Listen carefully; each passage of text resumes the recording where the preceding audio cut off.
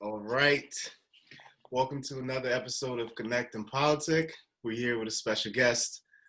Please introduce yourself by telling us your name, where you're currently located, and your favorite snack. Oh, wow.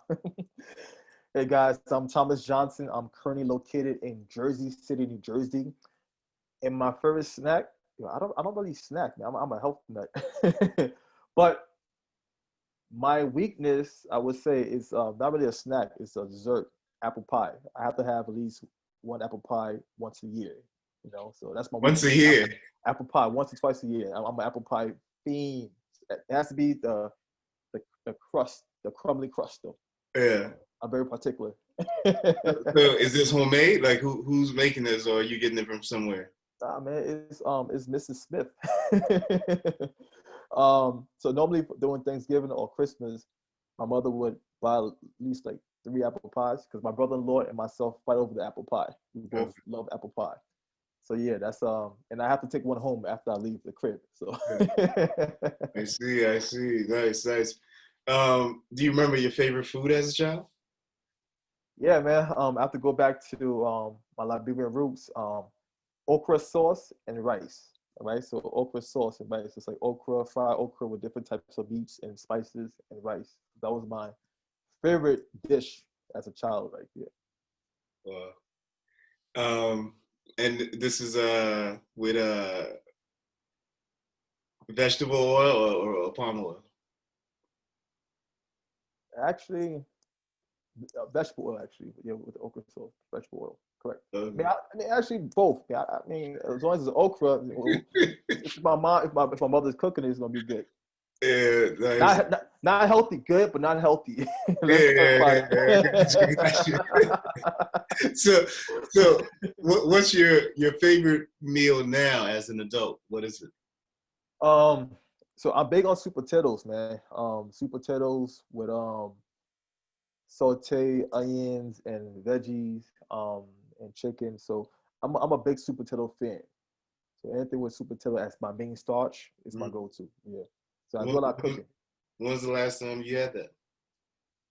I have sweet potatoes in the cabinet right now, man. So, Oh, so it's like So, a daily thing. I mean, so sweet potato, cassava, rice. So as a kid, I used to eat a lot of rice, especially being from African descent. But since I left, I don't really eat rice as much. So my big thing is eating the types of food that the folks that live in the blue it's the blue nation, these folks that live to be the longest in terms of aging, right? Mm, One of the staple crop was the sweet potato, mm. you know, and I already enjoy sweet potato. It has so much nutrients. I decided to make that my favorite, my go-to um, starch, Okay, right? Yeah, so that's kind of a health reason as well. I see. So you're combining your natural interest in sweet potatoes with some of the health. Um, Actually, uh, I want to talk more about because you already brought up um, this health angle, right? Like Yeah. this, Yeah. the health angle. Um, so when did because you even said, like as a kid you ate a lot of rice, Hmm. um, or your mom's okra sauce, etc. is good, but it's not healthy. You know what I mean? Exactly. So when did you start making that transition, or like noticing even some of the things you like were not healthy? Yeah, man. So growing up, we grew up eating these African dish. The typical African, actually the Liberian meal. 'Cause Africa is a huge continent. Liberian dishes, a big plate of rice and some stew on the side, right? So the rice is like a heaping amount, like a freaking hill. Um, After eating that dish, you will feel lethargic. You get the itis, right? So after I went to college, I went away for school, Plattsburgh State, um, and I started eating a different kind of way, and I realized I was no longer being lethargic when I ate these meals. And I started to dig a little deeper, and I started to really put one and one together, and I got two. Being lethargic and getting the itis is not normal. That should not be the norm, right? But because I was so used to feeling that way after a meal, I thought it was normal. I thought once you ate a big meal, oh, you stretch, you lie down, your food is digesting. But it's not. That's not the case. Right? We're not supposed to eat like that. So while at school, I took up nutrition as a major, and personal training as a minor. Okay. I've always had like an athletic background, so I was always active. So I was never out of shape really. So I was always active. But the combination of education and having the right mentors and coaches and bringing all everything together and just doing I should say strategic analysis, it really helped me to dive deeper into my culture, right? And how we ate, how we operated, how we moved. And I saw that there was a lot of things wrong with the Liberian culture because there a lot of folks were experiencing lifestyle illnesses, even on my mother's side, right? Diabetes, hypertension, high blood pressure, heart attacks, etc. These illnesses that could be they are preventable, you know. So my grandmother died from diabetes, so that also sparked this fuel in me to work harder and be better and be more knowledgeable when it comes to this. Yeah. No, so is it really? So you say it really started in college, right? Yeah, when I left, when I left home. Yeah. Because you got to distance yourself from that good food every day, so Yes. you could do that. What, Yeah. what would you say? What would you say is your fondest memory from childhood? Oh man. So in my neighborhood, there are a lot of hills, right? And there's also the woods. And I had a lot of friends, like the neighborhood kids, right? We used to play tag, play basketball, play football in the street. Um, being able to compete against each other and really have that freedom, because we also had the playground around the corner too. So we were able to move around and play and really enjoy life. Um, not compared to what these kids are doing nowadays. Everyone's on their cell phone, right? We actually got to play until the lights went out, until we had to run back home, So I really enjoy that, and all our friends we were always competing against one another. So that made me better as a person, made me better as an athlete. So I really enjoyed that competitive aspect of being a child. Yeah. So outside of play, what do you miss the most about being a child?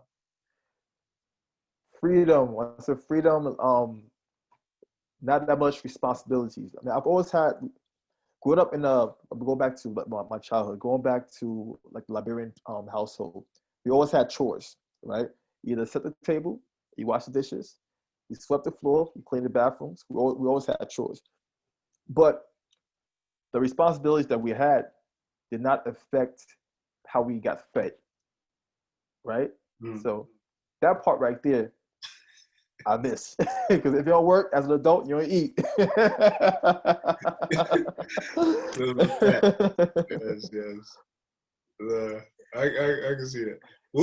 How was what were you like in childhood, in high school, actually? What were you like in high school? Oh man, mean, I'm laughing. I'm You don't laughing want to because incriminate yourself.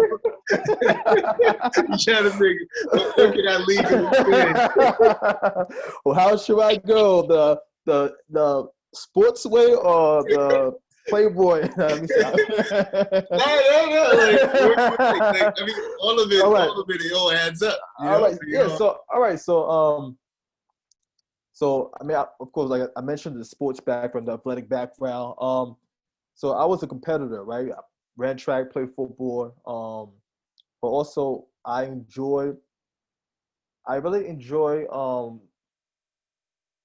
And I do enjoy the ladies. I did enjoy the ladies, but funny thing is, I never dated anyone from my high school per se. It's always somebody away from my high school. But all right, so flirtatious. Yeah, I was a flirty guy. Very into sports and athletic and just being healthy, just like working out. I was a workout fiend. I was always running with my shirt off, you know. So I was a skinny kid with a six pack in sixth grade. I was that kid. Gotcha. You said you played football and track. Yeah, so I played football and I ran track, but I didn't take track too seriously, even though I would say I was better at track because I was extremely fast. Um, but I didn't take track seriously because I was trying to fit in with my friends, you know. But I've always been a competitor, so I mean I competed for the longest, you know, track, football, yeah, good times. What what what did you run in track? 2, 4, and 8, Wow. 2, 4, and 8, and I was more. So my coach would say I really excel in the 800. Um, my relay team we did very well. Like at the Armory, even though it was. Have you ever ran track? Yeah. Yes, yeah, so you know the Armory, man. Yeah. You know the Armory, yeah. So we did pretty well at the Armory. Um, what else? One time though, we had a meet, and this it was like doing like my junior year, and I wasn't really practicing. I just went to visit my friends. I just came to show support and hang out. I didn't practice for like a month.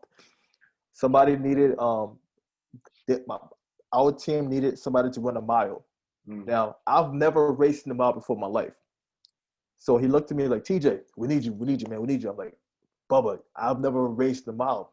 So I finally, after everyone begged, I finally decided to grab somebody's sweat, somebody's shorts, somebody's cleats. So I was wearing different items from different teammates, and I ran the mile. Now, if you have never raced the mile, you don't know how to pace yourself. So I took off like I'm running 200 in the beginning. Everyone's like, slow down, slow down. So, so I slowed down, and because I wasn't able to pace myself the right way, I came in third place, but it was a tough third place because I went fast, and I slowed down, then I had to catch up. I almost came in second place, and I just collapsed at the very end because I was so tired. Yeah. I was so tired. You know, That is the one. Like, you know, if if you've never read competitively, like you don't really understand how tough that is. And so if you're a sprinter and you're forced to do if you do 100 or 200 or 300, and then you go and do 800 or a mile without training for it, you know, because you're taking the scene, like that scene. Yeah, I mean, yeah, like you going it's in. literally like you hit a wall. Do you know what I mean? Like, and you're just gasping. Like, it's just now it's just all mental power because your body literally just dies out. Listen, Mike, the last 300 meters, I was dying. My legs felt like lead. You Yes. know, I saw this dude creeping up, and I'm like, my chest, I look like a freaking turkey. You know, just pushing, just pushing. You know, I just collapsed at the very end, man. Oh man. I was hurting. Yo, my coach came up to me. He's like, TJ, you understand what you just did? We got ourselves on the new model. I'm like, coach, I quit. I'm done. I'm not running again. I was done. After that time, I was done. No, that's good, man. The funny thing is, he was so ecstatic because of the time I ran, and he thought he really had himself a new miler. I'm Yeah. like, nah, that's not happening, dogs. I'm not. Yeah, but That's a special yeah. breed. That's a special. Yeah, you know. How do you think your childhood helped groom you into the person you are today? Big time. The first thing is values, man. Like like I said, I wasn't born here. I came here when I was 6 years old. I went through the Liberian Civil War, so I saw I've been wealthy and I've also been poor, right? So I've been able to see both sides of the spectrum. So my mother and my father, they left Liberia at in their early 20s after they had my sister, and they left us with our grandmother, which at the time she was very wealthy. She had like a lot of land, a gold creek, a whole bunch of properties, etc. A few years passed, Civil War broke out. Um, everything went down the hill. Going through a very traumatic situation where you saw people dying in front of you. One of the most memorable experience was my grandmother birthing a woman. All right, so she birthed a lady because she was also which called, I think it's called like a maid, A midwife. a midwife, correct, a midwife. So at this time, when I was a little kid, I used to like watch a lot of action movies like Rambo. Even though I wasn't supposed to watch it, but my uncles let me watch it. So when I saw her pull out the umbilical cord, I thought she was pulling out ladies' intestines. So I'm like, this, you know, they probably somebody grabbed me. But I remember vividly the baby coming out, and she used a razor blade to cut the umbilical cord, and somebody finally grabbed me. But seeing things like that, but what really add and really made me who I am right now is combination of the amount of love she showed me. Right, so at the early age, she was my first cheerleader. You know, you know how normally when you have family around and you're a kid, I'm not sure if you went through this, but your family make you dance or sing in front of the guests. you know, Yep. so I thought I was the best dancer. I'm like, when our family come out, go TJ, go, cheer me up. So I'm dancing.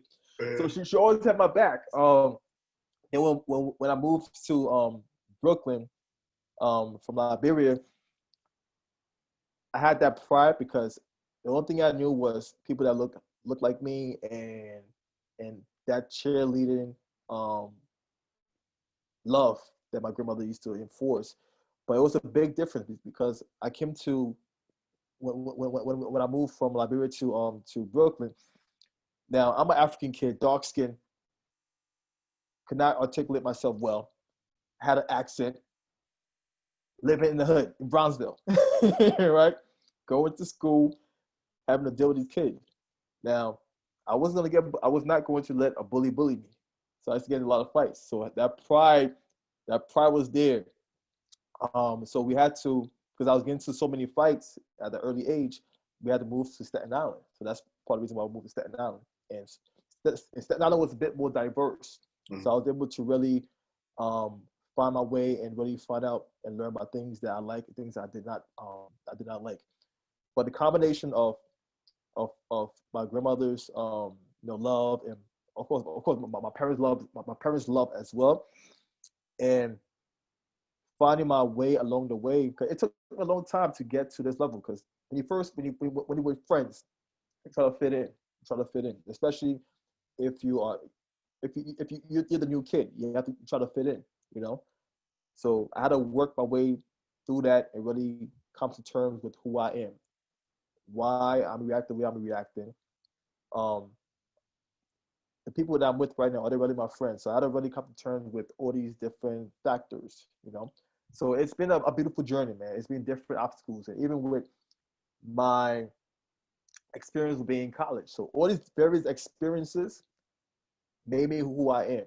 And my biggest traits, like one thing I would not compromise, is my peace of mind and my values. So I put in situations where I know for a fact that my values is not for sale. You can be a billionaire, certain things I'm not going to do, you know. So yeah, man, adversity really helps you to define and learn about yourself. Yeah. What would you say the most important lessons you learned from your grandmother and, both of your parents?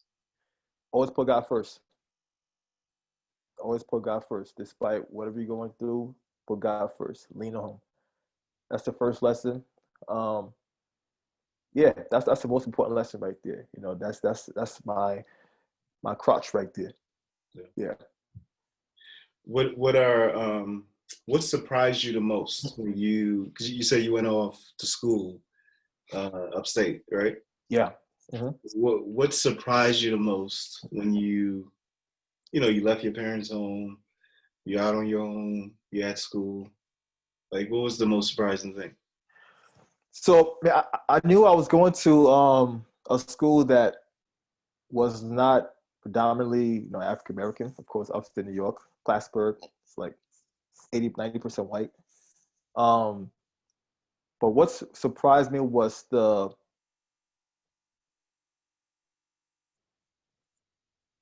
the ignorance. When I say ignorance, I mean I'm not using it as a negative connotation, right? I'm using it as some people just don't know, you know. So I've been in a situation where a person would assume because I'm from downstate New York that they had to use slangs to talk to me, you know. Mm. So that perception of you from New York, so oh, okay, oh, what's up, my dude? What's up, guy? What's up, my guy? And I had to I had to really make it known. I had to make it known. Now listen, how you doing? I like how you. I like how you had the head motion and everything. Right? Yeah, but this is a true story though, man. So I had to educate these folks, but doing the way where it was not defensive. So there was at times where because I went to a lot of parties, a lot of cake parties, a lot of because I'm a chameleon. I could adapt anywhere, right? That's my one of my one of my traits right there. But I had to educate these folks where it was in a light-hearted way, right? Like, hey, Billy, I'm Thomas. Nice to meet you. All right, I'm Thomas. Why are you talking like that, man? Just talk regular. So I had to really let them know that okay, you could be yourself while I'm myself. I don't just because you've seen things on TV, that doesn't mean everyone is the same way. Yeah. So by educating without being angry at the fact that I was getting approached that way, really, really changed a lot of narrative, man. So this is, I'm telling you another situation. There was this one other experience where so I belong to this intramural football team, right? We call ourselves the Jokers. So my buddies, I have a few buddies, white guys that live across the dorm from me. So we had a little football team. So one day after our game, we had a great game. We did our thing on the field. I came back. I'm hanging out in my buddy's room, and his girlfriend got on the phone, talked to her girlfriend. So she's like, "Oh yeah, I'm just hanging out with Chris, Mike, and their colored friend TJ." I'm like, "Huh?" I'm like, "Huh?" Yo, at first, at first I'm like, I've never ever been colored before in my life. I thought I was like a 1920s wording. So I'm like, huh? Excuse me? I'm like, what did you just call me? And she's like, oh, I don't know what to call you. Listen, just call me TJ or Thomas. And how can I be colored? I'm one shade. You turn purple, blue, green. And I kind of made like a joke out of it, right? But just call me Thomas, all right? I'm not colored. Just call me. Yeah, you have to describe me as anything. Just I'm Thomas or TJ. So that's another incident where I approached the situation in a light-hearted manner, but created a learning experience. Yeah. Because if that was somebody else, or if that was me, like as a teenager, I went off. Like what? Or I've been reactive. But yeah, just little things like that. Just being able to pivot and educate, man. We'll always have to be angry. So that's one thing I've definitely I've developed over the years. What are your favorite things to do for self-care? I'm a personal development junkie, man. So I have a routine. So my big thing is my peace of mind. Um, and I will not compromise my peace of mind. So I do things to make sure I'm sane, I'm focused. So when I get up in the morning, I make up my bed. I put myself in a state of gratitude. I go over 3 things I'm grateful for. I actually feel I literally, people don't really talk about this, but you have to feel like you're grateful. Not just say I'm grateful for today, good sleep. I'm grateful for a new day. I feel good right now. Stretch, really put yourself in the feeling. So the feeling is that's the secret right there, the feeling. Once I do that, I come through, jump over for 5 minutes, get my heart rate going, do a little yoga stretch, another 5 minutes. At the same, during this whole time, I'm timing myself. 5 minutes, then I will meditate, then I'll read for about 10 to 20 minutes. Now, I don't do this every day. I try to do this every day, but I don't do this every day. But the goal is to do this every day. Then once I'm done, that's my personal time right there. And I'm constantly listening to something that has to do with personal development, whether it's a podcast, Reading a book, man, I have a library in my next room. I love to reading a book, um, and just learning and educate myself when it comes to this growth. You know, it could be money. You know, I mean financial literacy. It could be not really relationship. I guess sometimes relationship, but mostly just how I could better myself. Because I'm forever a student. I look at this is my label is I'm forever a student. I'm always learning. I become a huge fan of learning. I wish I had the same mentality when I was a kid. Um, but I'm a fan when it comes to being a student, man. I love to learn. Yeah. So I think you mentioned, reading and listening to podcasts as ways to uh, help your self growth. Yeah. So what are your two favorite podcasts? So I like the School of Greatness by Lewis House. You know, I've actually I created a report with him. I'm connected with him on LinkedIn and also IG. So I've been so when I listen to the content, I like to reach out to these folks that are behind the scenes Mm. or the host, and also How I Built This by Guy Rise is a NPR podcast. Mm. I love to study successful people. The funny thing is, they're just like us. We have similar journeys, right? And it's great to just hear how these folks overcame certain obstacles and their life lessons along the way. So I'm constantly those are my two favorite podcasts right there. Nice. What I know you like reading, so what would you say has been the most impactful book? Yeah, man, that's not fair. That's not fair right there. Only one book? That's not fair, man. All right, let's do if we were Top to two. break up life into maybe five quadrants, right? So you have finance, Yeah. you have health and wellness and fitness, you have um,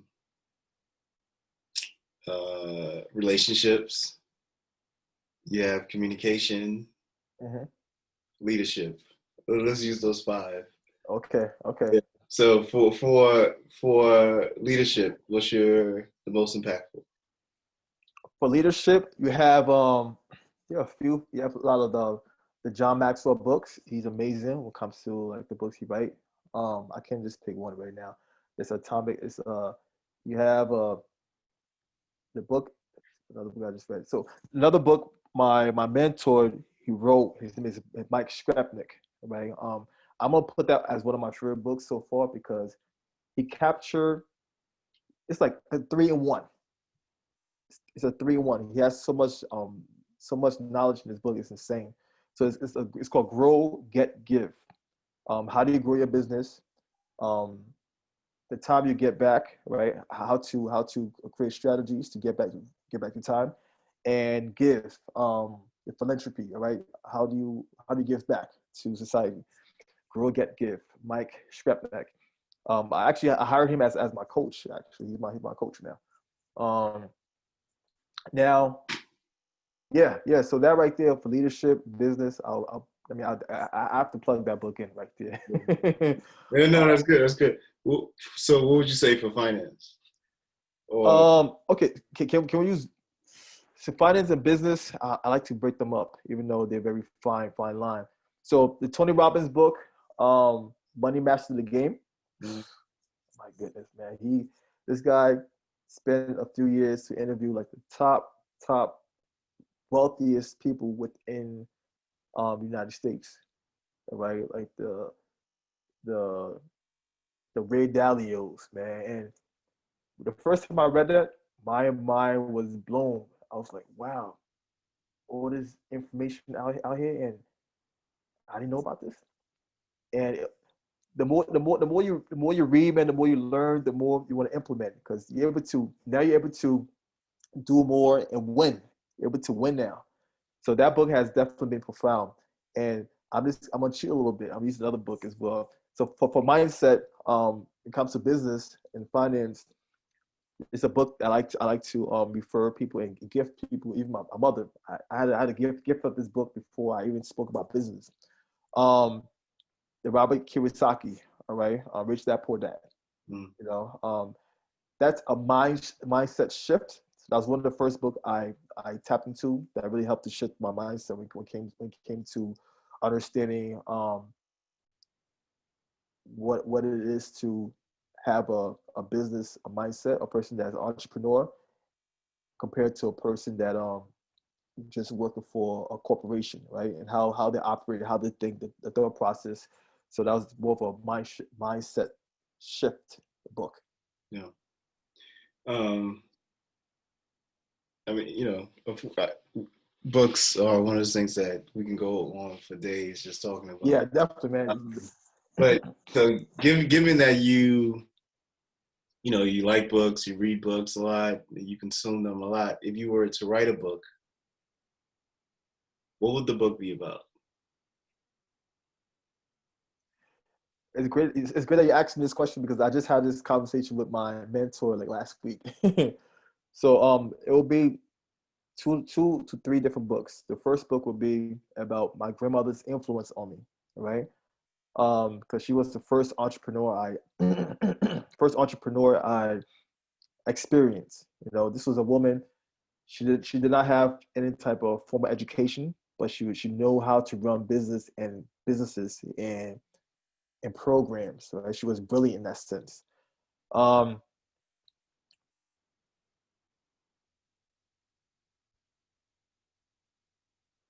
yeah, yeah. I've got the question for a second. No, no. Did you remember it? Well, the question is, if you were to write a book, Oh yeah, okay. To write a book. yeah. So yeah, So you said one would be about your grandmother. You yeah, said you write three.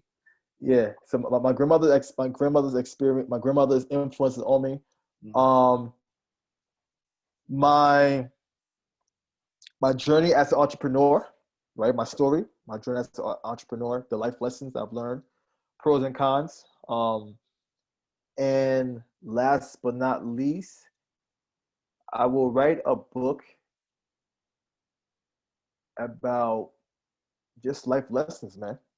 You know, my experience being a being a person that went through the Civil War to where I'm at right now.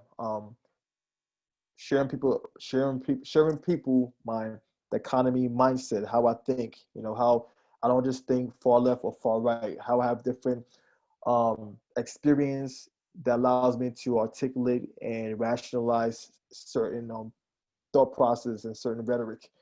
Um, how I'm not a sheep. I don't just like consume and follow, you know.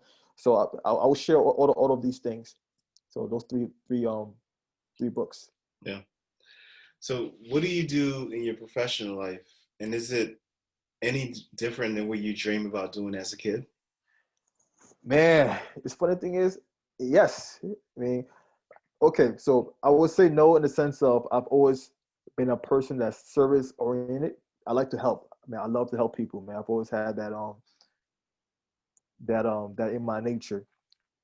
So I mean, to be honest with you, man, when I was a kid, man, I want to be either like a serviceman, like a firefighter or a cop or even a gym teacher, man.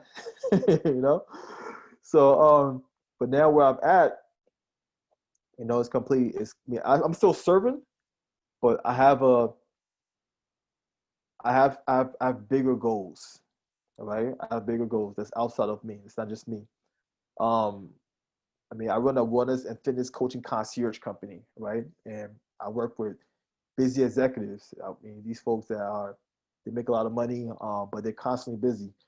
I found that there was a flaw in the system, the fitness system, and also I found that this group of people, the business executive, were underserved in the sense of they needed more than just a personal trainer or a nutritionist. They needed like more of a wellness, a wellness support team for them. Mhm. So I'll tell you a quick little story. So after I worked for many gyms and I worked with different type of clientele, politicians, celebrities, models, etc., professional athletes. But I had this one situation where I was working with a client of mine. She was a VP of a multi-billion-dollar company. But I noticed that she was having a lot of her meetings at bars and restaurants in Manhattan. She was having about 8 to 10 meetings per week, about 1 to 3 drinks per meeting. Once I saw that, I'm like, wow, this is crazy. So, I have to say something. I have to say something. So I decided to have a heart to heart with her. Now, this is a lady from the outside. She looked like she's well put together, very astute, high position. So I decided to have a conversation with her. I sat her down and I explained to her what was going on. And I told her, if you continue to go down this direction, this trajectory, this is what's going to happen. As I was talking to her, she just broke down in my arms, man. Started crying in the middle of the gym. I did not expect this at all. Caught me off guard. She was pouring her eyes out. Nobody understanding how hard it is to be in my position. I'm so stressed out. And she was just going. And I had a eureka moment. And I was like, wow, these executives, they are very, very stressed out. And nobody's really focusing on that. Mm. A few years passed. I have similar situation with other clients within the same high stress jobs, right? Even with my clients, you probably know my clients. I don't mind sharing because I'm very open. I worked with the guy that did the fire festival, right? The person that did the fire festival, that was my client. I was there for the fire festival, He was extremely stressed out, and I had to basically be his coach. So I've worked with all these extremely stressed out people, and I realized that I needed to address this problem. So after a few years, I decided to niche down and really focus my company on a wellness concierge concept, right? Yeah. I got the idea from working with my professional athlete clients because they have wellness support team to keep them healthy during the season and off season. Off season, during season, they have stretch coach, massage therapist, private chef, etc. So I just adapted the same concept and brought it over my way, right? So with my clientele, because I have all that experience working with these type of clientele, this specific niche, I know how they think and I know how they operate. So I have a wellness team, private chef, massage therapists, yoga instructors, fitness coaches, etc. That's able to, work with the clientele, tailor to them, provide them the necessary services. And I'm also big on accountability, right? So I have this accountability structure where the goal is to keep them accountable so they can maintain a sustainable lifestyle. That's where I'm at, So yeah, man, I know that's a long tangent. No. Obviously you're passionate about what you do, and so whenever you get the opportunity to talk about it, go in. Is there anything you have on your bucket list that you want to learn or do? Yeah.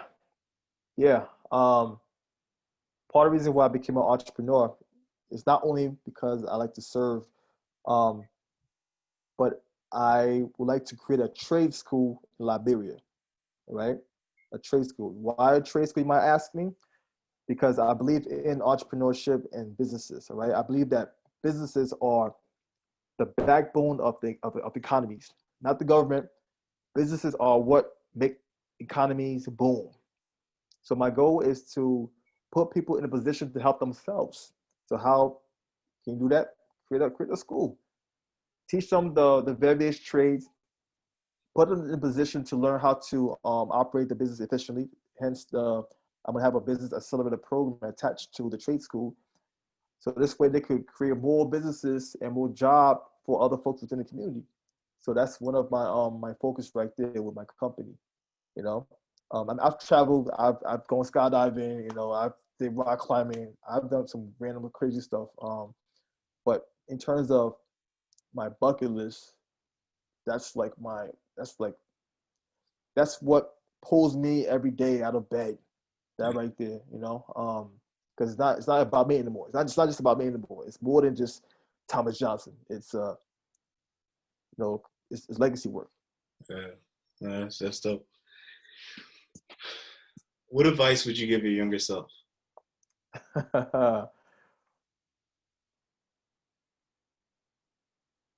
Just be you. Don't try to fit in. Just be you.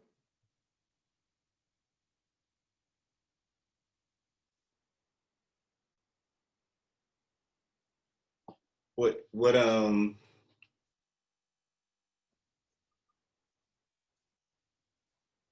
did you try to fit in as as a kid? Yes, man. At times I did. There was one period of my life where my friends, even kids I consider my best friends, they didn't know I was from Liberia. They thought I was just from Brooklyn, you know. Um, Especially going through the situation that I went through after I came from Liberia and going through all those fights and having to defend myself. I kind of didn't want to have to share that all the time, you know. So people ask me where you from. Oh, I just live in Brooklyn, and that used to be my answer right there. Yeah. Um, but it took me a while to realize that TJ, if you can't be yourself, who can you be? And at least you know where you're from, you know your heritage, you know your background. A lot of these folks don't know their background. So by you not sharing your background with them and your where you're from and your heritage, you kind of doing a disservice. Yeah. So it was that awakening, you know. Yeah. That's good advice for the younger self. So I take it now. You're fully embracing your advice for your younger self. You're just being you. Definitely, man. I mean, that's the only person I know how to be, man. Yeah. It's Like, funny. Even when I'm in like a room full of executives, man, I have so I walk into board meetings with my hat and my suit. Imagine me with a suit on, all right, and my hat. You know, so yeah, man, just be yourself. yeah. What's the best advice you've received about money? Money is infinite. Money is infinite. Money is not. It's not. Money is infinite, and if you have a scarcity mindset, you will not. You will have scarce amount of money. If you have an abundance mindset, you will attract abundance, money in abundance. Mm. And where did you get this advice from? Or who? Various Jim Rohn, Earl Nightingale, like the various folks. Like I said, I love to study personal development. All these guys, um, even going back to the richest man in Babylon, right? It's old school book. You know, this old hearing this numerous time, back to back to back again, and seeing the similarities when it comes to the success rate, you're bound to listen, man. And it makes sense because every time I have this abundant mindset, I don't stress about money. When I don't stress about money, and I continue to work and really put myself in that gratitude state, things doors just start to open up for me, left, right, left, right. The opportunity. I start to meet this person. I know this person that has this for me, that has this opportunity for me, and it's like it's the law of the universe, man. You have to. It's all about your mindset and your beliefs, your faith. Yep, yep. What would you say has been the toughest thing you've had to tackle, and what helped you get through it? The toughest thing I had to tackle was my grandmother's death in high school. My grandmother's death in high school, freshman year, second semester. Um, I still, man, I would just tell you I'm not over it because that's the only thing that triggers me still. You know, I've been in a relationship with women, and when I mention my grandmother, I just lose it. You know, so that's one thing I still have to deal with. It's been many years, but that's the only thing that can still bring me to tears. Yeah. Yeah, because I feel that I felt and I still feel that I didn't get the chance to say goodbye. Yeah. Yeah. I mean, there's always a. I remember similarly, I lost my grandmother in undergrad, um, and that's actually interesting that you said you didn't get the chance to say goodbye. That's always a. I don't know why, but even other folks. I mean, I felt the same way that I never got the chance to say goodbye. Yeah, Um, Also, when I talk to other folks that have lost their grandparents, especially a grandparent they were close to, that's always one of the things they always say. Yeah. You get a chance to say goodbye. And I'm not sure why that.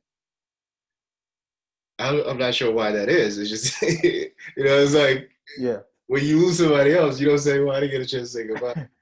Maybe Yeah. it's like that. I'm thinking about it. Maybe it's because like your grandparent is so majestic. Yeah. Like so. That's the only thing you can say is goodbye. You know what I mean? Yeah. Yeah. or thank you. Like there's nothing. What else can you say? So maybe. Yeah. Yeah. Yeah. Because with me, like this woman literally saved my life, man. Because I remember being sick when I was a kid. I had malaria. I was freaking hallucinating. She put me on her back and she walked miles and miles to take me to a place to get care. Yeah. Like she literally saved my life plenty of times. So, and her dream was to see me graduate, and she get the chance to see me graduate. So that when I heard that news, second semester, freshman year, I was lying in my bed. My sister called me. I remember it like it's yesterday. She called me up. I flipped the bed, flipped the dresser. My roommate tried to ask me what was wrong. I told him to F off, leave me alone. I was just in a whole different state. I was just in still shock. That's the most dramatic I've ever been in my life. Yeah. When it comes to yeah. That's what I still one off. Yeah. Yeah. Yeah.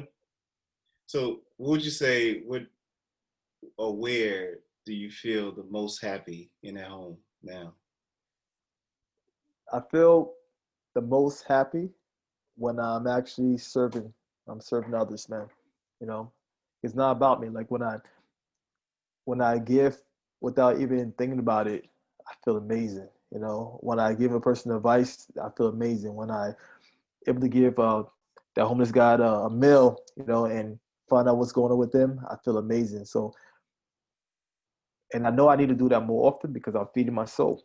Mm. So I feel amazing when I'm in that place of service. Yeah. Uh, let's go to a fun question. If you won the lottery tomorrow, what will you do? If I were, if it's so, check this out. If I was a teenager, complete different answer to to this point, of course. Um, I'm big when it comes to financial literacy. So the biggest thing I will figure out is how can I hold most of this money. So look for tax loopholes. Get the best lawyers. The best lawyers. And when I grab that lottery ticket, that big check, I'm not gonna show my face. This is me right here. How you doing? Okay, mine is to get up and get fit on my hat because everyone knows that. Oh you man. know, get the best lawyers, man. Find out, just figure a way to further expand and grow that. So first, like I said, figure out how to keep that money because with New York City taxes, New Jersey taxes, it's crazy. Um, yeah, this is also why I like to learn. The more you know, the more you can save your money, or the more you grow your money. I should say, not save but grow. Rich people don't have money. Yeah, yeah. Right? Quote, quote, quote. No, that's dope. So you're not getting any toys or any lavish activities? So I do have a vision board now. I'm not saying I don't like the lavish things in life, Okay. but the thing is, I know the first thing I would do is protect my asset, right? First thing I do protect my asset, but because I know how money works, if I do get some lavish toys, it's going to be somehow business related, right? So I could somehow finagle my way into saving more money, right? So I so got you. I got you. but you see where I'm at right now, right? Yeah, I see. I see. I peep it. I peep it. Yeah, yeah. Is there anyone you would like to thank or express your appreciation for that you haven't had the chance to yet? Bro, right now you asking me these questions. I thank you right now. All right, I thank you right now. I appreciate you allowing me to share. Because you called me at the right time. Because before I wasn't. I wasn't this. happy-go-lucky sharing person. I used to keep it to myself. Mm. So I'm at this stage of my life where I'm just bearing it all. My childhood, my lifestyle, things that make me tick. My insecurities that I had when I was younger. So you caught me at the right time, man. So thank you for allowing me to share on your platform. Yeah. So thank you. What would you say? So what do you think caused the shift in your outlook or your ability to share? Lifestyle, lifestyle experiences, and understanding that I'm being selfish by not sharing my true self with others. All right. I have brothers and sisters that look up to me, and I have to be myself. I have to share myself and be real and authentic, so others could be real and authentic when they're around me. Right? Give them the opportunity to be vulnerable as well. You Yeah. know. And also, what I realized too, even with business, the more you let down your guard and share with others, the more they learn to trust you because they know you'll have some type of agenda um, when it comes to working with them, right? So I believe in transparency and I believe in just being very, very real, So the people that I admire, they have the same traits. They're real, they're authentic, they live with their heart on their sleeve. And I told myself, okay, I gotta be real, and I feel great when I'm real. There's no point in walking around trying to act cool. I mean, I've been there, man. We don't look at teenagers. Why do we need to put up a front? Live life, have fun. The real people that supposed to be in your corner, you will attract them. You attract more of those people. The people that are not supposed to be in your corner, let them stay at bay. All right, but be real, be yourself, and continue to live your true, authentic life. Nice, nice. All right, for our final question, how do you define success? You are successful when you're able to look yourself in the mirror and have no regrets in a sense. All right. Um, yeah, if look yourself in the mirror and have no regrets. So that means I'm not successful right now. I mean, so money does not define success. It could help with getting to certain goals, but you have to be filled, your mind, body, and soul. All right. When you're happy inside, all right. When you have their peace of mind. A lot of folks who have a lot of money don't have a peace of mind. Don't have a peace of mind. I've heard stories of freaking billionaires that they're not happy. I mean, these folks are miserable. They have all this money in the world, but they don't have that peace of mind. So it's not about, like I said, it's not about the monetary value. It's how you use it. It's how you make others feel. So once I'm able to look in the mirror and tell myself, wow, I had an amazing day today. You know, amazing day. Why? Not because I had this new contract. Amazing day where I feel it internally, not just for my ego. Mm. All right, it's different between your ego and how you feel in a spiritual way. Let's say fulfillment, ego and fulfillment, two different things. Yeah. Great answer. It's a great way to end. We connected. We politic. Yes, brother, we did a lot of Great. stories. Yes, yes. Thanks a bunch, man. It's been a pleasure. Likewise, man. He definitely dug deep. Yes.